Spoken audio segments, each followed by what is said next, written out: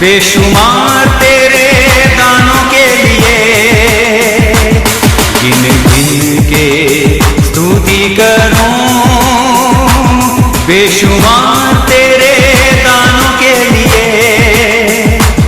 अब तक तूने संभाला मुझे, अपनी बाहों में लिए हुए।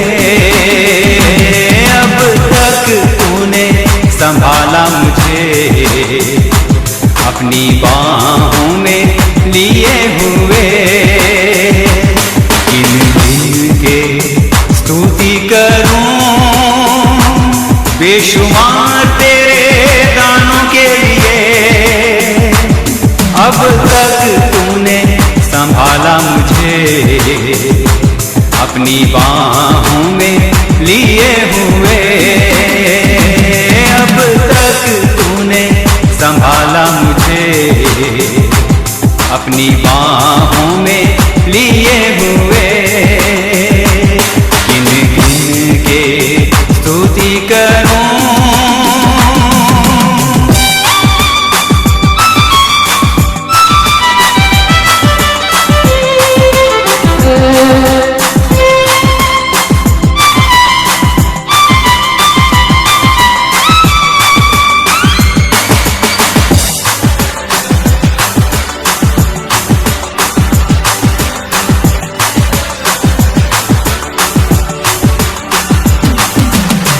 तेरे शत्रु का निशाना तुझ पर ना होगा प्रबल। तेरे शत्रु का निशाना तुझ पर ना होगा प्रबल। अपनी आँखों की पुतली जैसे वो रखेगा तुझे हर पल। अपनी आँखों की पुतली जैसे वो रखेगा तुझे हर पल। गिन गिन के स्तुति करूं, बेशुमार तेरे दानों के लिए अब तक तूने संभाला मुझे, अपनी बाहों में लिए हुए। अब तक तूने संभाला मुझे, अपनी बाहों में लिए हुए। गिन गिन के स्तुति करूं।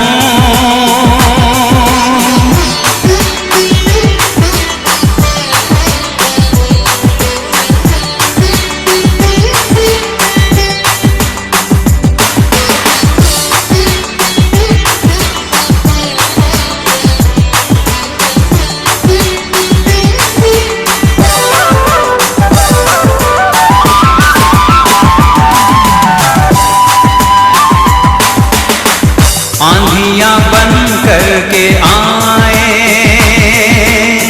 जिंदगी के फिकर। आंधियां बन करके आए जिंदगी के फिकर। कौन है तेरा खेवनहारा, है भरोसा तेरा किधर। कौन है तेरा खेवनहारा, है भरोसा तेरा किधर।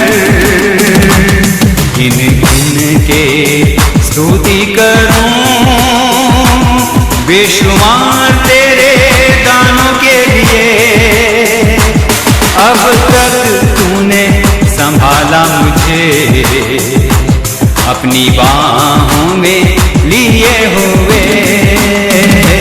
अब तक तूने संभाला मुझे, अपनी बाहों में लिए हुए। गिन गिन के स्तुति करूं।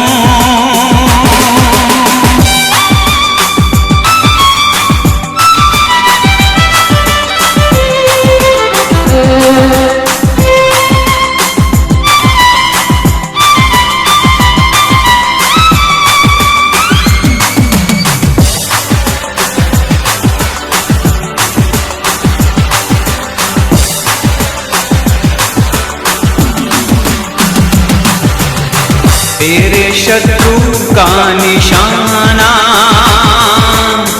तुझ पर ना होगा प्रबल। तेरे शत्रु का निशाना तुझ पर ना होगा प्रबल। अपनी आँखों की पुतली जैसे वो रखेगा तुझे हर पल। अपनी आँखों की पुतली जैसे वो रखेगा तुझे हर पल। गिन गिन के स्तुति करूं।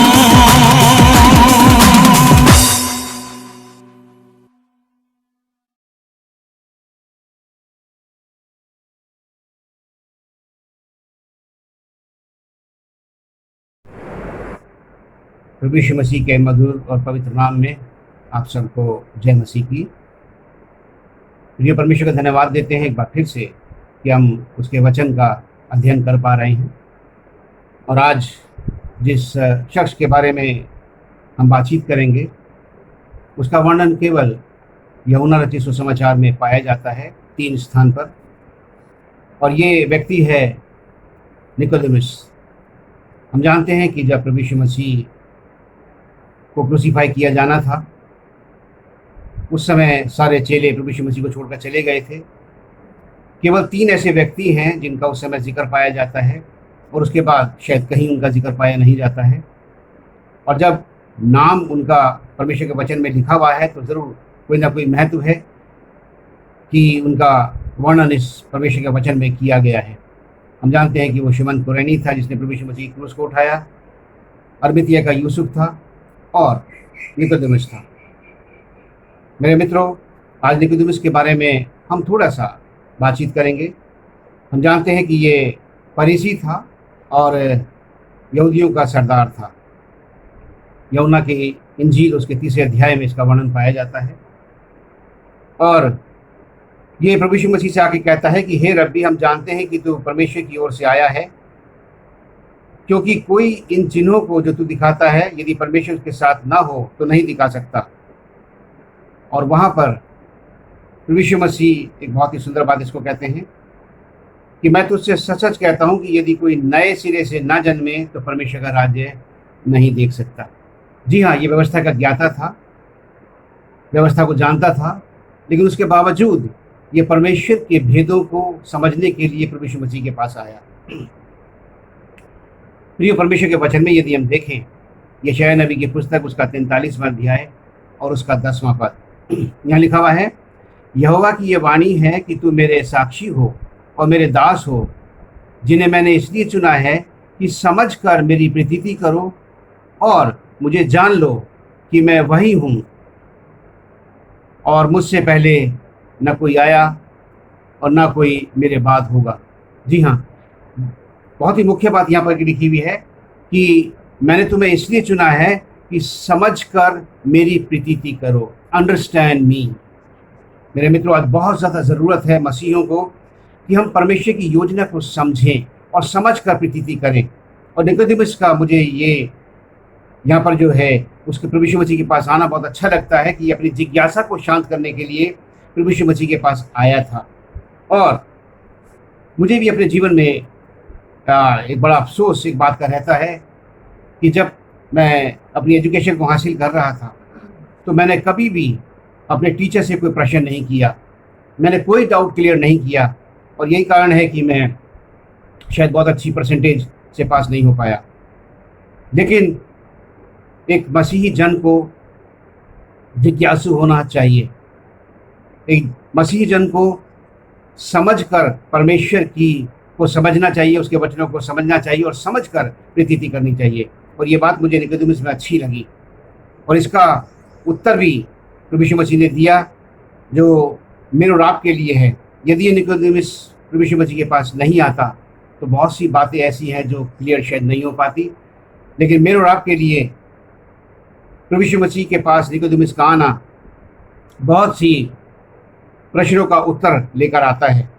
और हम जानते हैं कि सबसे पहले तो ये है कि यदि कोई नए सिरे से ना जन्मे तो वो परमेश्वर का राज्य नहीं देख सकता। मेरे मित्रों, आज भी बहुत से मसीह हैं जो परमेश्वर के राज्य को समझ नहीं पाए हैं।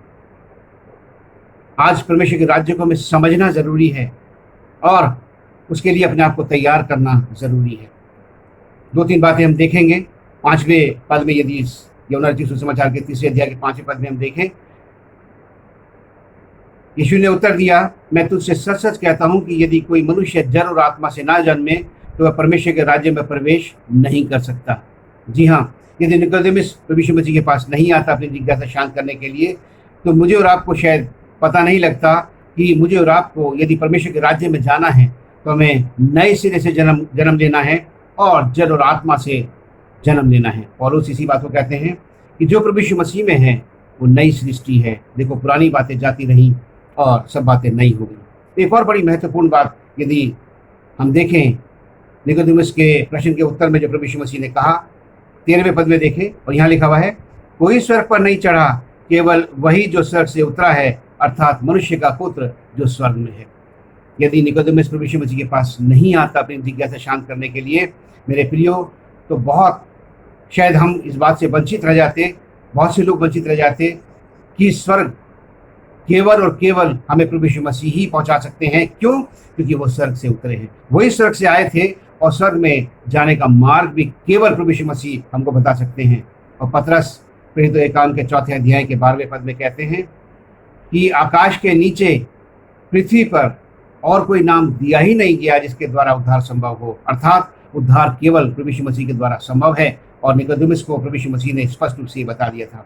एक और जो महत्वपूर्ण पद यहाँ पर मिलता है, जो एक गोल्डन वर्स कहलाता है, जो 16 और 17 पद में यदि हम देखें तो हमें ज्ञात होता है कि परमेश्वर ने जगत से ऐसा प्रेम किया कि उसने एक इकलौता पुत्र दे दिया ताकि जो कोई इस पर विश्वास लाए नाश ना हो परंतु अनंत जीवन पाए। जी हाँ, सारे संसार के लिए प्रभु यीशु मसीह उद्धारकर्ता होकर आया था। ये निकोदेमुस के प्रभु यीशु मसीह के आने के बाद ही प्रभु यीशु मसीह ने इस आयत को बोला। और 17वीं आयत में कहते हैं कि परमेश्वर ने अपने पुत्र को जगत में इसलिए नहीं भेजा कि जगत पर दंड की आज्ञा दे, परंतु इसलिए कि जगत उसके द्वारा उद्धार पाए। जी हाँ, प्रभु यीशु मसीह केवल यहूदियों के लिए नहीं, उनके उद्धार के लिए नहीं, बल्कि संपूर्ण जगत के उद्धार के लिए आया था।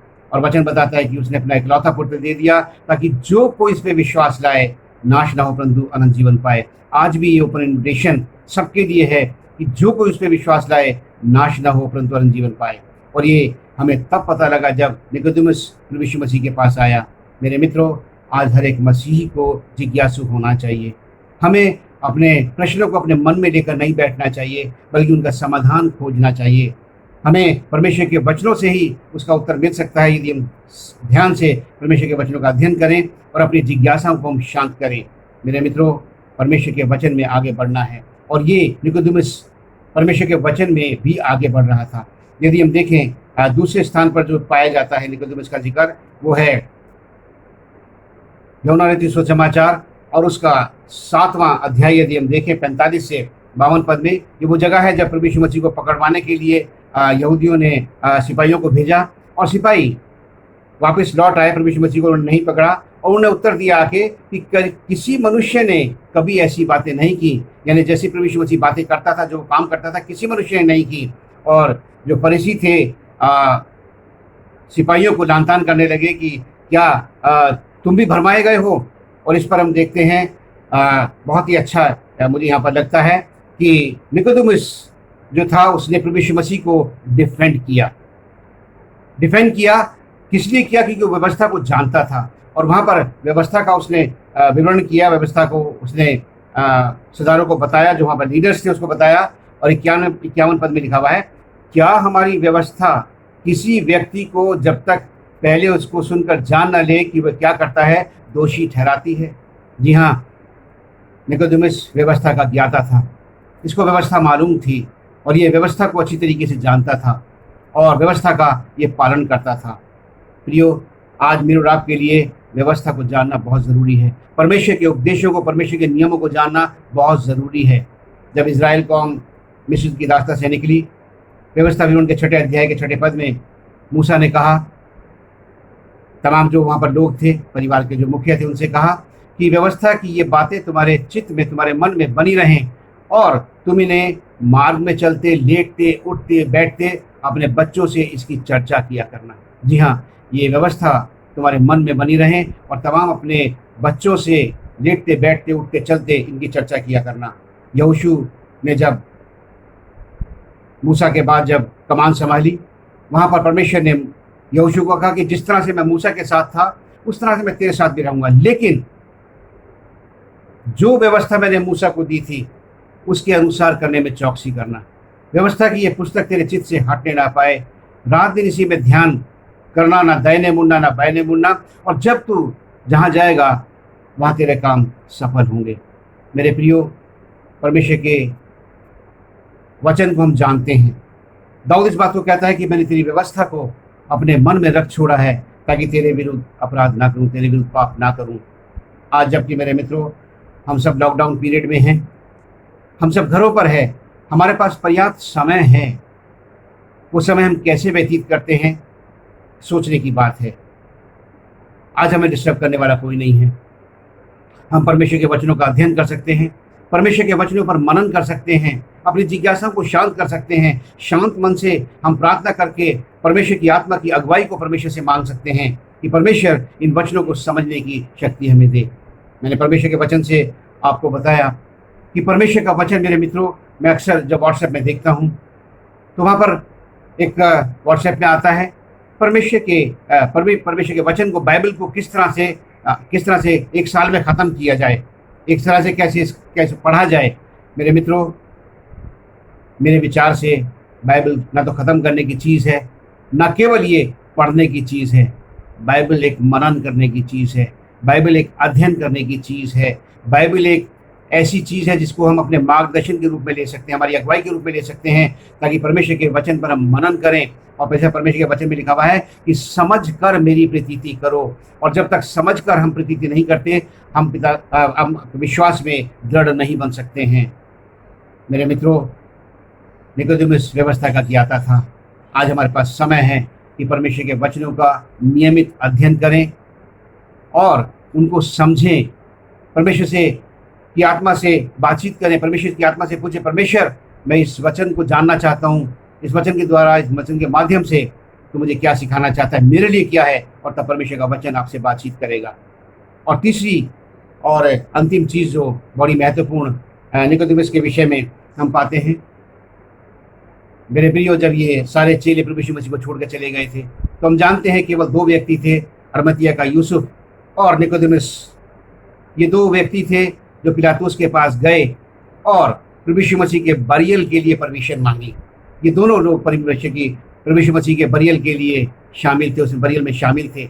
और मेरे मित्रों, जब हम देखते हैं, जब हमने अरमतिया के यूसुफ को देखा, उसने मलमल की चादर में प्रभु यीशु मसीह की लोथ को लपेटा और एक नई कब्र जो उसने अपने लिए और अपने परिवार के लिए ठहराई थी, खरीदी थी, जो कि बहुत ही कीमती थी, मलमल बहुत कीमती था, और उस कब्र में कभी कोई रखा नहीं गया था, यानी सर्वोत्तम उसने प्रभु यीशु मसीह के लिए दिया। मेरे मित्रों, इसी तरह से यदि हम देखते हैं निकोदेमुस के लिए, निकोदेमुस भी के बारे में लिखा हुआ है कि 50 सेर गंधरस और एल्वा लेकर आया। शायद मेरे मित्रों, हम में से ज़्यादातर लोगों को इसकी कीमत पता नहीं होगी कि 50 सेर गंधरस और एल्वा की क्या कीमत है। यदि हम देखना चाहें, पता करना चाहें मेरे मित्रों, आजकल के संदर्भ में यदि हम देखें तो आपको जानकर ये ताज्जुब होगा, यदि आज के हम रुपए में इसको देखें, इसका मूल्य जांचें, तो मेरे मित्रों इसका मूल्य बैठता है तकरीबन 1 करोड़ रुपए। जी हाँ, 1 करोड़ रुपए। ये व्यक्ति जिसका बाइबल में केवल 3 बार जिक्र है, वो भी यूहन्ना रचित सुसमाचार में, ये प्रभु यीशु मसीह के अंतरिम चेलों में नहीं है, ना अरमतिया का यूसुफ है, ना शिमोन कुरैनी है, और ना ही निकोदेमुस है, लेकिन जो काम इन्होंने किया मेरे और आपके लिए एक उदाहरण है। मेरे प्रियो, अरमतिया के यूसुफ के पास जो सर्वोत्तम था उसने उसको दे दिया, प्रभु यीशु मसीह को दे दिया। निकोदेमुस के पास जो सर्वोत्तम था, जो सबसे महंगी वस्तु थी, वो प्रभु यीशु मसीह के देह पर लेप लगाने के लिए वो ले आया। मैं और आप आजकल के काल में प्रभु यीशु मसीह को क्या देते हैं? एक कहावत है give God what is right, not what is left. आज सोचे समझे कि अपने प्रभु को हम क्या दे रहे हैं। निर्गमन की पुस्तक में 34वें अध्याय के 20वें पद में लिखा हुआ है, और निर्गमन 23:15 में और व्यवस्था 16 अध्याय के 16-17 पद में लिखा हुआ है कि कोई भी मुझे छूछे हाथ अपना मुंह ना दिखाए, खाली हाथ मेरे पास ना आए।